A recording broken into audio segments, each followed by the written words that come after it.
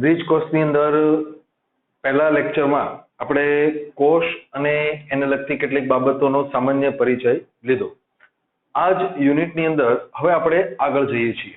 તો કોષો વિશેની રચના જોયા પછી આપણે થોડો આજે પરિચય લેવા જઈ રહ્યા છીએ આપણા કોષોમાં જોવા મળતા અણુઓ એટલે કે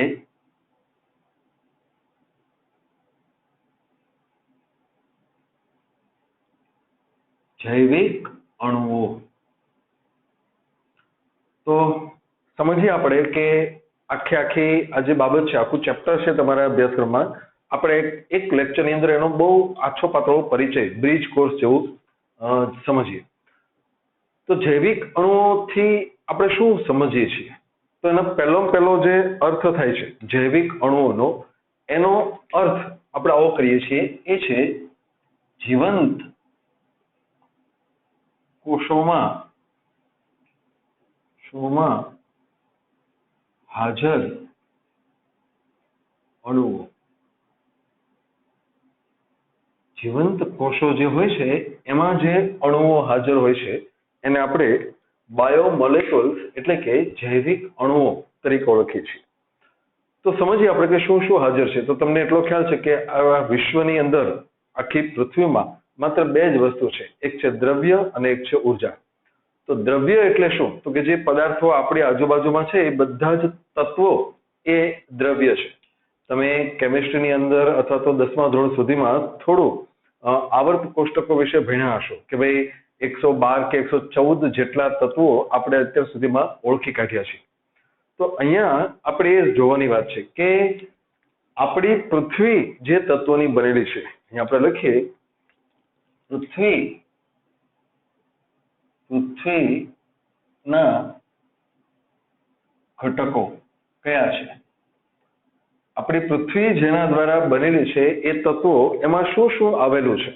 તો આપણને બધાને ખ્યાલ છે કે એની અંદર આવેલું હોય છે, જોઈએ આપણે કેટલાક નામ લખીએ. કાર્બન છે, હાઇડ્રોજન છે, ઓક્સિજન છે, નાઇટ્રોજન છે, સલ્ફર છે, ફોસ્ફરસ છે, કેલ્શિયમ, મેગ્નેશિયમ. આ બધા ઘણા બધા તત્વોના લિસ્ટ તમે બનાવી શકો. આવા 112 114 જેટલા છે. આ બધા પૃથ્વીના ઘટકો છે. આપણી પૃથ્વી જેના દ્વારા બનેલી છે એ આ બધા ઘટકો છે. તો એની સામે અહીંયા આપણે જોઈએ કે કોષના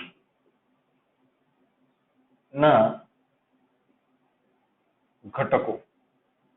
અહીંયા આપણે લઈએ છીએ કે એક સજીવની અંદર, સજીવના જે કોષો છે એમાં જે ઘટકો આવેલા છે, તો એનું જો અવલોકન આપણે કરીએ તો આપણને ખ્યાલ આવે કે એમાં પણ carbon, hydrogen, oxygen, nitrogen, sulphur, phosphorus, calcium, magnesium, આ જ બધા વગેરે વગેરે તત્વો જોવા મળે છે.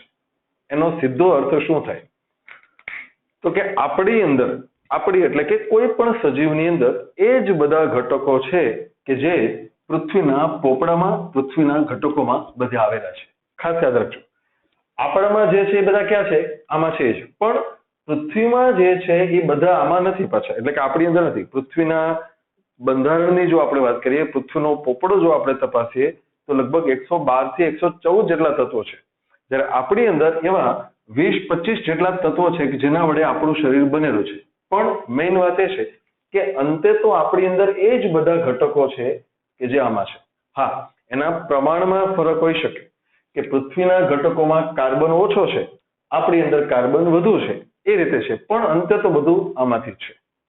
તો હવે આ બધું જે છે, આ બધા જે અણુઓ છે એ આપણી અંદર કેવી રીતે ગોઠવાયેલા છે એને સમજવા માટે અહીંયા આપણે એક નાનકડો અમથો એક ગ્રાફ દોરીએ કે જેના દ્વારા એક સ્ટેપ બાય સ્ટેપ જે પદાર્થો બને છે એ સમજીએ. તો સૌથી પહેલા આપણે વાત કરીએ કે આ બધા જ જે નામ તમે અહીંયા લખ્યા છે એ બધા જ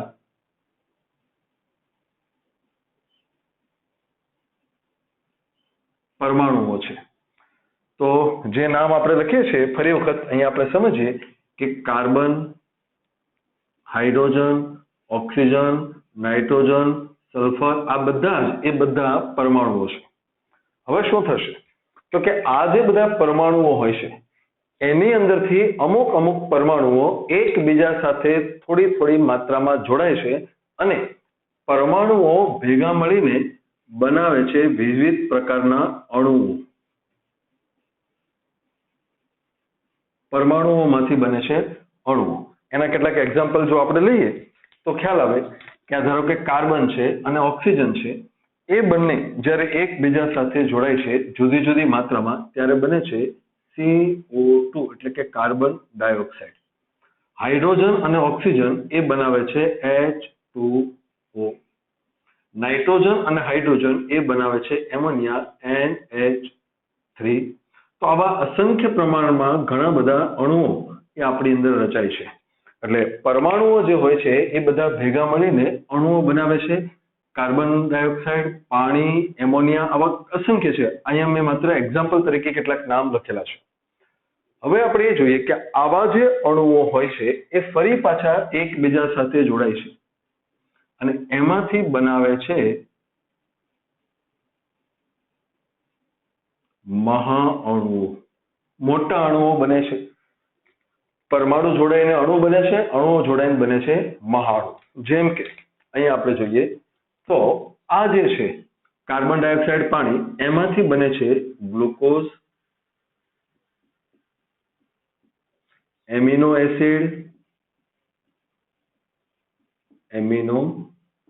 એસિડ, નાઇટ્રોજન બેઝ,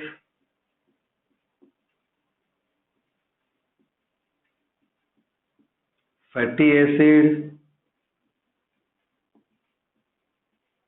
આવા અસંખ્ય પ્રકારના અણુઓ એ આ મહાઅણુઓ તરીકે ઓળખાય છે. હવે આપણે જે સમજવાની છે વાત એ શું છે એ જોઈએ કે આપણા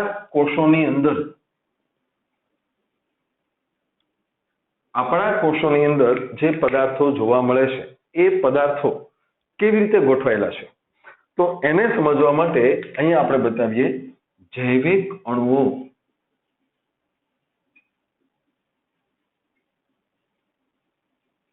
એ મુખ્યત્વે બે પ્રકારના જોવા મળે છે. જૈવિક અણુઓ એને આપણે બે પ્રકારમાં વહેંચી શકાય. આપણા કોષોમાં કે બીજા કોઈ પણ કોષની અંદર જે સામાન્ય રીતે જોવા મળતા હોય છે એમાં જોવા મળે છે બે પ્રકાર છે. એને આપણે આ રીતે વહેંચીએ છીએ. એક એવા છે કે જે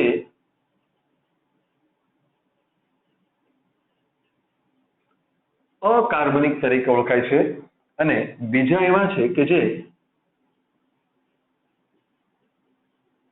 કાર્બનિક તરીકે ઓળખાય છે. અકાર્બનિક અને કાર્બનિક. કોને કહેવાય? આ બેની વ્યાખ્યા ખૂબ સમજવા જેવી છે. આપણા મનમાં સામાન્ય રીતે એવું આવી જાય કે સાહેબ જેની અંદર કાર્બન હોય એ બધા કાર્બનિક અને જેમાં કાર્બન ન હોય એ બધા અકાર્બનિક. પણ એવું નથી. થોડે ઘણે અંશે એવું હોય છે કે જો કાર્બન હોય તો જ કાર્બનિક હોય એ નક્કી છે. પણ યાદ રાખો કે કાર્બન હોય તો કાર્બનિક જ હોય એવું જરૂરી નથી. ખાસ અહીંયા તમે જુઓ કે અહીં લખ્યું છે કાર્બન ડાયોક્સાઇડ. તો કાર્બન ડાયોક્સાઇડ કાર્બનિક નથી કહેવાતો. કારણ શું? તો કે એની વ્યાખ્યા જે વૈજ્ઞાનિકોએ બધું ગોઠવેલું છે અથવા તો જે બધું માન્ય રાખેલું છે એ પ્રમાણે અહીંયા જોવું પડે કે કાર્બનિક પદાર્થ તો જ કહેવાય કે જ્યારે એમાં કાર્બન કે કાર્બન અને હાઇડ્રોજનના બંધ આવેલા હોય. કાર્બન અથવા તો કાર્બન હાઇડ્રોજનના બંધ હોય તો જ એને કાર્બનિક કહેવાય. બાકીનાને શું કહેવાય? અકાર્બનિક. એટલે કે એની અંદર કાર્બન કે કાર્બન હાઇડ્રોજન બંધ નથી હોતા. તો આવા પદાર્થ જે હોય છે એ અકાર્બનિક છે અને જેમાં આવા કાર્બન કે કાર્બન હાઇડ્રોજન બંધ હોય છે એને આપણે કાર્બનિક કહીએ છીએ. તો આપણા કોષોની અંદર, જીવંત કોષોની અંદર જે આવા અકાર્બનિક તત્વો જોવા મળે છે એમાં નોંધ કરીએ આપણે થોડી કે સૌથી અગત્યનો પદાર્થ એ છે પાણી. એ ઉપરાંત એમાં જોવા મળે છે ખનિજ તત્વો અને એમાં જોવા મળે છે ખનિજ ક્ષારો. આમ તો તત્વો અને ક્ષાર એકબીજા સાથે ઘણા બધા સામ્યતા છે. દાખલા તરીકે સોડિયમ છે તો પાણી તો તમને ખ્યાલ છે બધાને. સોડિયમ છે એ ખનિજ તત્વ છે પરંતુ ક્લોરીન છે એ ખનિજ તત્વ છે, પણ સોડિયમ ક્લોરાઇડ એટલે કે મીઠું એ ખનિજ ક્ષાર છે. તો આવા બધા જે તત્વો છે એ બધા અકાર્બનિક તરીકે આપણા કોષોમાં જોવા મળે છે. તો બીજી બાજુ કાર્બનિક તરીકે આપણી પાસે ખૂબ જ બધા તત્વો છે, જેમ કે અહીંયા જોવા મળે છે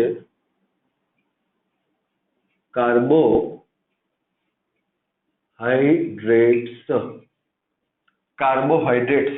તમે એને ગુજરાતીમાં કાર્બોદિત પદાર્થો એવું નામ આપી શકો છો. આપણી પાસે હાજર હોય છે લિપિડ, અથવા એને આપણે મેદ તરીકે ઓળખીએ છીએ. સામાન્ય ભાષામાં આપણે એને ચરબી પણ કહેતા હોઈએ છીએ, પણ એકચ્યુઅલી લિપિડ એટલે ચરબી નથી. બધા જ લિપિડ ચરબી નથી, ખાસ યાદ રાખજો. હા, બધી ચરબી લિપિડ છે, પણ બધા લિપિડ ચરબી નથી, કારણ કે ચરબી એ લિપિડનો એક પ્રકાર છે. એટલે અહીંયા એના વિશે આપણે બધું પછી 11મા ધોરણમાં ભણીશું. આ લિપિડ કાર્બોહાઈડ્રેટ છે. આપણી પાસે હાજર છે ખૂબ જ અગત્યનો પદાર્થ એવા પ્રોટીન, અને એમાં જોવા મળે છે ન્યુક્લિક એસિડ. તો જે ન્યુક્લિક એસિડ, તમે જેને ડીએનએ અને આરએનએ તરીકે ઓળખો છો, એ પદાર્થો આવા ન્યુક્લિક એસિડ છે. એટલે આપણા શરીરની અંદર જેટલા પણ તત્વો છે, જેટલા પણ પદાર્થો છે, એને આમાંથી તમે ગમે ત્યાં ગોઠવી શકો. હા, બીજા પણ કેટલાક પદાર્થો છે, પણ એ બધા પદાર્થો આમાંથી ને આમાંથી જ બનેલા હોય. દાખલા તરીકે ઉત્સેચકો છે, અંતઃસ્ત્રાવો છે, વિટામિન છે, એ બધું પણ કાર્બોદિત છે. પણ દાખલા તરીકે વાત કરીએ આપણે ભાઈ ઉત્સેચકો છે, તો ઉત્સેચકો મોટાભાગના બધા પ્રોટીનના બનેલા છે. અંતઃસ્રાવોની વાત કરીએ તો અંતઃસ્રાવો કાં પ્રોટીનના કાં લિપિડના બનેલા છે. એવી જ રીતે વિટામિન પણ આવા નવા કોઈ પણ કાર્બોદિત પદાર્થોના બનેલા છે. પણ મેઇનલી જો આપણે વાત કરીએ તો કાર્બોદિત પદાર્થ, પ્રોટીન પદાર્થ, લિપિડ અને ન્યુક્લિક એસિડ, આ 4 ઘટકો એવા છે કે જે આપણા કોષોમાં કાર્બનિક પદાર્થો તરીકે હાજર હોય છે. એટલે આ આખી જે સિસ્ટમ છે, એ સિસ્ટમ એ બતાવે છે કે આપણા શરીરની અંદર, આપણા કોષોમાં કેવા કેવા તત્વો હાજર હોય છે. આપણા અભ્યાસક્રમની જો આપણે વાત કરીએ તો આપણે આવા અકાર્બનિક તત્વો વિશે બહુ વધારે ડિસ્કશન કરવાનું નથી. આપણે ખાસ સમજવાનું છે આ કાર્બોદિત પદાર્થો વિશે, પ્રોટીન, લિપિડ અને ન્યુક્લિક એસિડ, એટલે કે આ બધા કાર્બનિક પદાર્થો વિશે. તો એમાંથી આ પદાર્થો જે છે એનો થોડોક ઉપર છલ્લો ખ્યાલ અહીંયા આપણે લઈએ તો સૌથી પહેલા આપણે વાત કરીએ કાર્બોદિત પદાર્થો. કાર્બોદિત કે જેને આપણે કાર્બોહાઈડ્રેટ્સ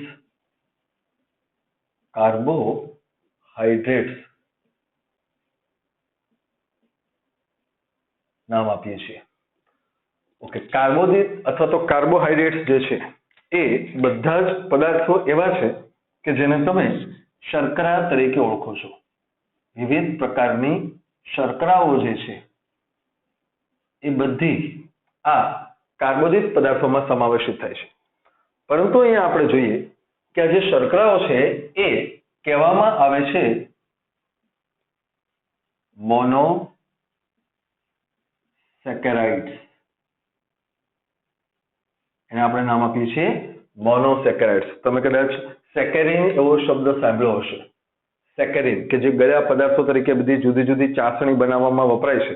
તો શર્કરાઓ જે હોય છે બધી ગળી હોય છે. એ શબ્દ ગ્રીકમાંથી લેવાનો છે. સેકેરિન એટલે આવા ગળ્યા પદાર્થો.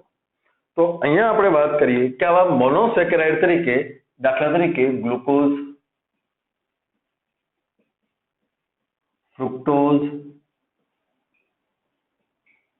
અથવા ગેલેક્ટોઝ, આ બધા જે છે એ આવા મોનોસેકેરાઇડ છે. મોનોસેકેરાઇડ એટલે સામાન્ય એકદમ સરળ કાર્બનિક પદાર્થો. આનું જે સૂત્ર છે મોટાભાગે તમે કદાચ ગ્લુકોઝનું સૂત્ર જાણો છો, C6H12O6. તો એ આવા બધા મોનોસેકેરાઇડ છે. હવે ખાસ યાદ રાખજો, મોનોસેકેરાઇડ એટલે આવા નાના નાના અણુઓ, ગ્લુકોઝ, ફ્રુક્ટોઝ, ગેલેક્ટોઝ, આ બધા. હવે શું થાય તો અહીંયા આપણે લખીએ કે મોનોસેકેરાઇડ વત્તા મોનોસેકેરાઇડ, એટલે કે 2 મોનોસેકેરાઇડ, એક મોનોસેકેરાઇડ વત્તા બીજો મોનોસેકેરાઇડ, આ બે જ્યારે એકબીજા સાથે જોડાય છે ત્યારે એમાંથી ઉત્પન્ન થાય છે ડાયસેકેરાઇડ.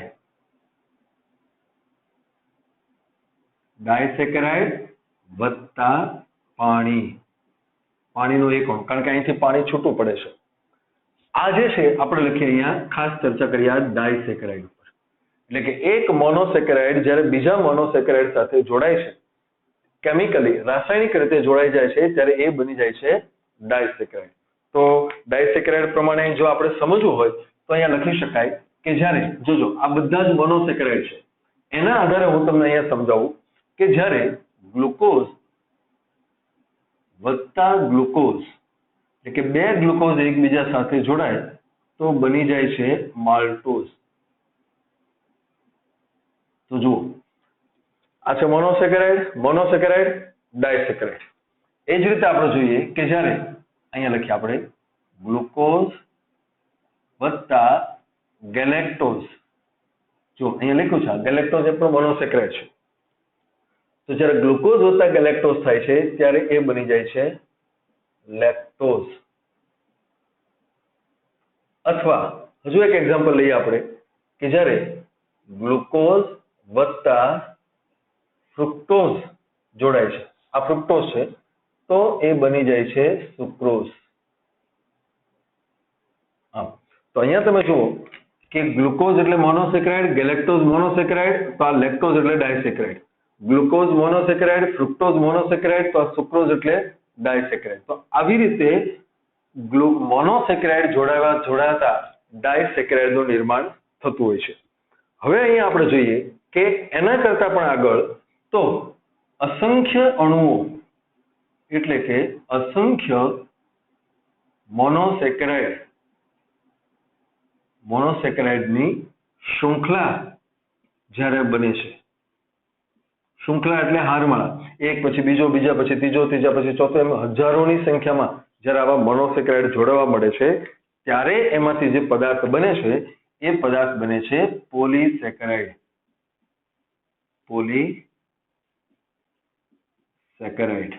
તો આવા પોલીસેકેરાઇડ એ ઘણા બધા મોનોસેકેરાઇડ માંથી બને છે. તો અહીંયા ક્રમ જુઓ તમે, સૌથી પહેલું મોનોસેકેરાઇડ, પછી ડાયસેકેરાઇડ અને પછી પોલીસેકેરાઇડ. પોલીસેકેરાઇડના એક્ઝામ્પલ્સ જો તમે જુઓ તો ઘણા બધા તમે જાણો છો, જેમ કે સેલ્યુલોઝ,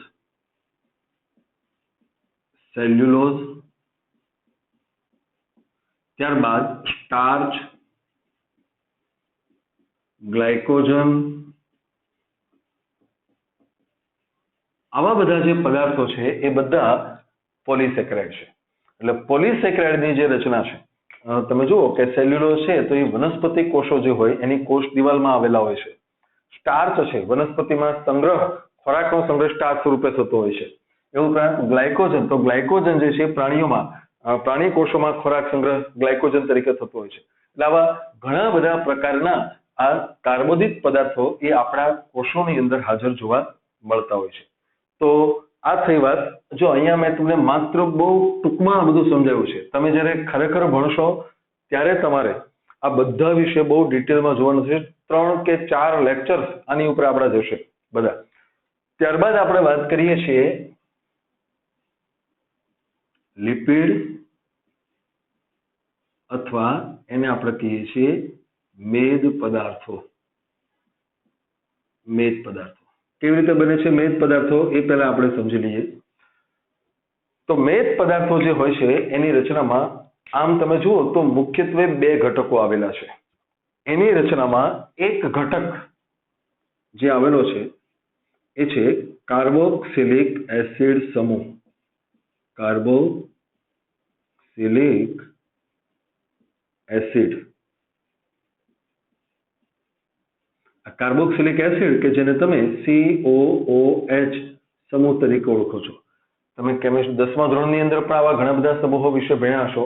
આલ્કોહોલ સમૂહ, આલ્ડીહાઇડ સમૂહ, કાર્બોક્સિલિક એસિડ સમૂહ, કીટોન સમૂહ, આ બધા તમે નામ જાણતા હશો. તો કાર્બોક્સિલિક એસિડ સમૂહ જે છે એ આ આવેલો છે.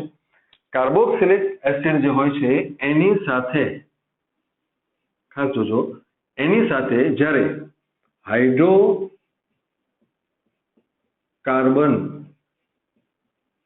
શૃંખલા કે જે કાર્બન અને હાઇડ્રોજનની બનેલી હોય છે, એનું નામ જ છે હાઇડ્રોકાર્બન શૃંખલા. એટલે કાર્બન અને હાઇડ્રોજનની બનેલી આ શૃંખલા જ્યારે બંને જોડાય છે, એટલે હવે અહીંયા જોઈએ આપણે કે જ્યારે આ બંને જોડાય છે ત્યારે એમાંથી બને છે ફેટી એસિડ. એટલે અહીંયા પહેલી વાત આપણે લખીએ કે આ બન્યા છે ફેટી એસિડ. કેવી રીતે બને ફેટી એસિડ જોજો તમે. કાર્બોક્સિલિક એસિડ અને એની સાથે હાઇડ્રોકાર્બન શૃંખલા જ્યારે જોડાય ત્યારે બને છે ફેટી એસિડ. હવે આપણે લખીએ કે લિપિડ કેવી રીતે બને છે, તો એનો જવાબ અહીંયા લખીએ આપણે કે જ્યારે ફેટી એસિડ વત્તા આલ્કોહોલ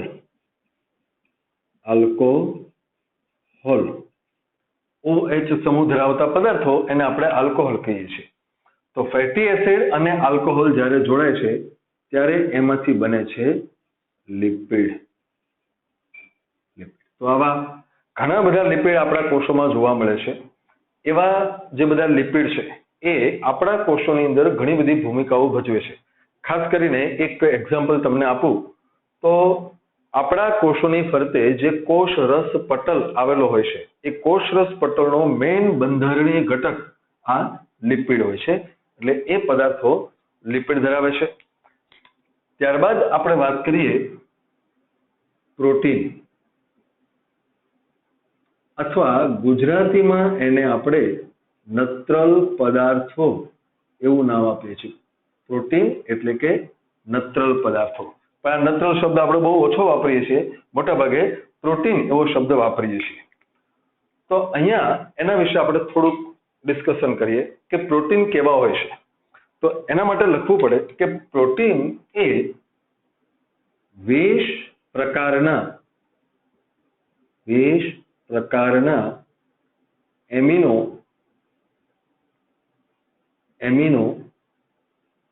એસિડ દ્વારા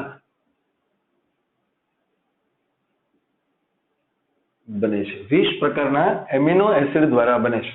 ઓકે, તો અહીંયા આપણે એ જોવાનું થાય કે આ જે 20 પ્રકારના એમિનો એસિડ છે એ કેવા હોય. જો ખાસ યાદ રાખજો, પ્રોટીન છે અને પ્રોટીન બનેલા શેના છે તો કે 20 પ્રકારના એમિનો એસિડ. એટલે સૌથી પહેલા આપણે એમિનો એસિડ વિશે સમજવું પડે. તો એના માટે જોઈએ કે એમિનો એસિડ કેવા હોય છે. તો એની રચના એ કંઈક આ રીતની છે. જોજો ખાસ કે કેન્દ્રમાં એક કાર્બન આવેલો છે. અહીંયા કાર્બન છે. કાર્બનની એક બાજુ આવેલો હોય છે કાર્બોક્સિલિક એસિડ સમૂહ COOH. એની એક બાજુ આવેલો હોય છે એમિનો સમૂહ જેને તમે NH2 સમૂહ તરીકે ઓળખો છો, અને એની ઉપર તરફ આવેલો હોય છે હાઇડ્રોજન. અહીંયા મેં જે બતાવ્યું આટલી રચના એવી છે, આટલી રચના કે જે 20 પ્રકારના એમિનો એસિડમાં એક સરખી હોય છે. ઓકે, જોજો ફરી વખત સમજો કે એમિનો એસિડ 20 પ્રકારના છે એ વાત સાચી છે, પણ 20 એમિનો એસિડ એવા છે કે જેમાં આટલું કોમન છે. ઓકે, તો હવે વધુ શું તો કે કાર્બનની સંયોજકતા 4 છે. તમને ખ્યાલ છે, તમે ભણ્યા હશો 10મા ધોરણની અંદર નેનો ટેકનોલોજીનું જે ચેપ્ટર હતું એમાં એવું છે કે કાર્બનની 4 સંયોજકતા છે. એટલે કે 4 એક સરખા કે અલગ અલગ પરમાણુઓ સાથે સહસંયોજક બંધ બનાવે છે. તો અહીંયા તમે જુઓ કે આ 3 બંધ તો એના બની ગયા છે કાર્બનના. હવે એક બંધ બાકી રહ્યો છે અને એ બંધ અહીંયા છે. અહીંયા આપણે લખીએ છીએ R સમૂહ. એને શું કહેશું આપણે? R સમૂહ. તો હવે તમે ધ્યાન આપો કે 20 એમિનો એસિડ, 20 પ્રકારના એમિનો એસિડ એ એકબીજા સાથે આટલી સમાનતા ધરાવે છે. અહીંયા કાર્બન છે, કાર્બોક્સિલિક એસિડ છે, એમિનો સમૂહ છે અને હાઇડ્રોજન છે. બધા જ એમિનો એસિડ જેટલા પણ છે બધામાં આટલો કોમન છે. ફરક ક્યાં છે? અહીંયા.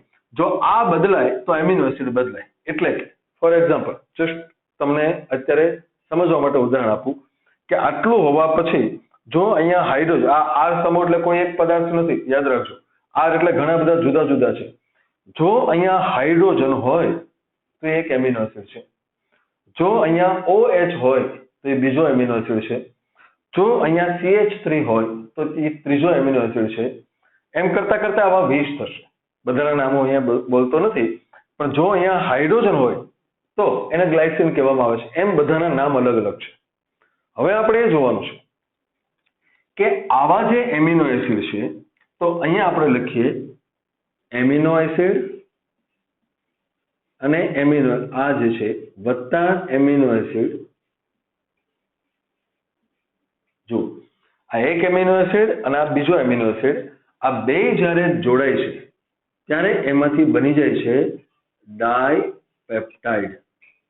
ડાયપેપ્ટાઇડ એટલે સૌથી પહેલું સ્ટેપ આ આવે, ડાયપેપ્ટાઇડ બને છે. એના નામ આપણે અભ્યાસક્રમમાં નથી અને આપણે બહુ જોવાના પણ નથી, પણ એની અંદર આપણે જોવાનું છે કે આ ડાયપેપ્ટાઇડ જે છે એ જ્યારે આગળ જતા એમાંથી બનાવે છે પોલીપેપ્ટાઇડ. તો અહીંયા પોલી શબ્દ આવ્યો એટલે તમે સમજી જશો કે ઘણા બધા છે, એટલે કે 1.5, 2, 3 હજાર એમિનો એસિડ લાઇનમાં જોડાય, 200, 300, 500 એમિનો એસિડ લાઇનમાં જોડાય ત્યારે એ બની જતા હોય છે પોલીપેપ્ટાઇડ.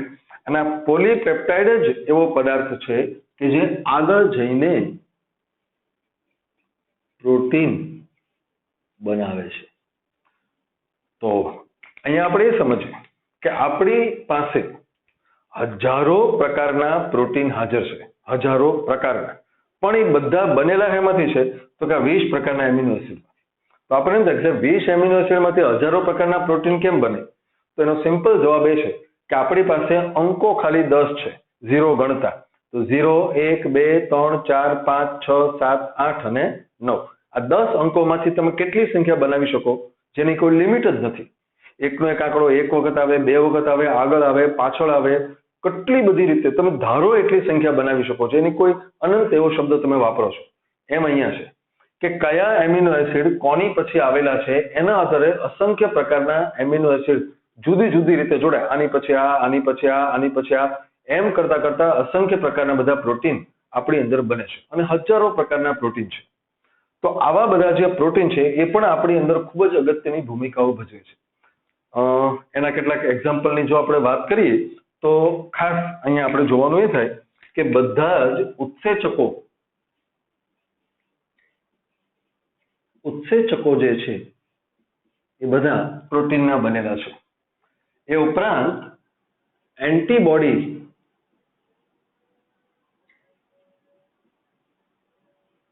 આપણી અંદર જ્યારે કોઈ રોગકારક સજીવ આવે છે ત્યારે એની સામે લડવા માટે આપણું શરીર જે પદાર્થો બનાવે છે એને આપણે એન્ટીબોડી કહીએ છીએ. આ એન્ટીબોડી પણ બધા પ્રોટીનના બનેલા છે. એ ઉપરાંત ઘણા બધા અંતઃસ્ત્રાવો,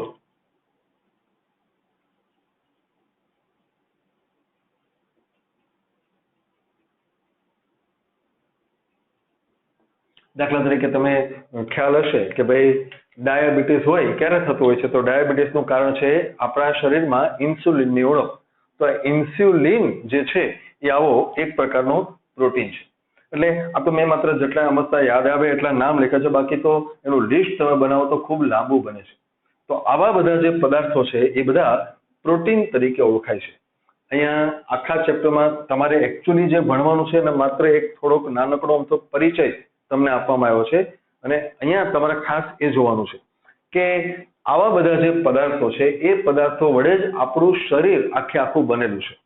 અહીંયા જેમ લખ્યું છે આ એક ટૂંકો ચાર્ટ બનાવ્યો છે કે પરમાણુમાંથી અણુ, અણુમાંથી મહાઅણુ.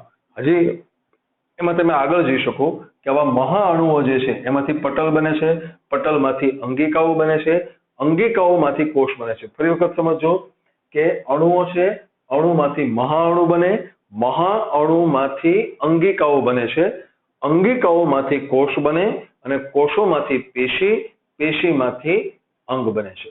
તો આ આખી સિસ્ટમ વડે આપણું શરીર રચાતું હોય છે. એટલે અંતે તો બેઝિકલી તમારું માનો કે આપણે જાણીએ છીએ કે આપણું શરીર પંચમહાભૂતોનું બનેલું છે. તો એમાંથી જે પૃથ્વી એક તત્વ છે એ આ બધા તત્વોનું બનેલું છે. એટલે જ્યારે જ્યારે પણ આપણે આપણા કોષોનું, આપણી પેશીઓનું વિશ્લેષણ કરીએ છીએ ત્યારે આપણને એમાંથી આવા બધા પદાર્થો મળી આવે છે. અહીંયા તમે જોયું છે કે કાર્બનિક પદાર્થો તરીકે મેં 4 નામ લખ્યા છે. અહીંયા આપણે 3ની ચર્ચા કરી છે, કારણ કે ન્યુક્લિક એસિડ, અહીંયા ખાલી એટલું લખી દઉં કે આ ન્યુક્લિક એસિડ જે છે એ હોય છે ડીએનએ અને આરએનએ. પણ એના વિશે બહુ ડિટેલ ચર્ચાઓ અહીંયા આપણે કરતા નથી. જ્યારે આપણે 11th ની અંદર આ ચેપ્ટર ભણશું ત્યારે તમે એના વિશે બધી માહિતી આપશો. બાકી અત્યારે આ બધા જ જો અહીંયા, હા, એ પણ તમને કીધું કે જ્યારે આ બને છે નામ લખી દઉં તમને ખાલી જો અહીંયા એ હોય છે ગ્લાયકોસિડિક બંધ. જુઓ તમે આ ગ્લાયકોસિડિક બંધ જે નામ લખ્યું છે એ નામ બંધનું છે. જ્યારે મોનોસેકેરાઇડ અને મોનોસેકેરાઇડ વચ્ચે જોડાય છે, અહીંયા જે બંધ બને છે ત્યારે ડાયસેકેરાઇડ બને છે, તો એ બંધ હોય છે ગ્લાયકોસિડિક બંધ. આવા બંધના નામ પણ તમે જોશો, જેમ કે અહીંયા તમે જુઓ ડાયપેપ્ટાઇડ છે તો ત્યાં હોય છે પેપ્ટાઇડ બંધ. અહીંયા પણ લખી દઈએ આપણે, એ હોય છે પેપ્ટાઇડ બંધ. તો આવા બધા બંધ જો અહીંયા દાખલા તરીકે આ લિપિડ છે તો અહીંયા પણ હું તમારી જાણ માટે લખી દઉં કે ત્યાં હોય છે એસ્ટર બંધ. તો જુઓ તમે બધી જગ્યાએ અલગ અલગ બંધ છે, પણ ખાસ યાદ રાખજો કે આ બંધ બનેલા હોય છે નિર્જલીકરણ વડે. આટલું બધું ડીપમાં ન જઈએ, પણ જ્યારે એક મોનોસેકેરાઇડ બીજા મોનોસેકેરાઇડ સાથે જોડાય છે ત્યારે એ હોય છે ગ્લાયકોસિડિક બંધ. જ્યારે ફેટી એસિડ અને આલ્કોહોલ જોડાય છે ત્યારે એ હોય છે એસ્ટર બંધ. જ્યારે એમિનો એસિડ અને એમિનો એસિડ જોડાય છે ત્યારે એ હોય છે પેપ્ટાઇડ બંધ. એટલે આવા જુદા જુદા બંધની રચના વડે આ પદાર્થો બનતા હોય છે અને એ પદાર્થો જ ભેગા મળીને આપણા કોષોનું સંચાલન કરતા હોય છે. બાકીની કેટલીક વિગતો છે એ આપણે પછીના લેક્ચરમાં જોઈશું.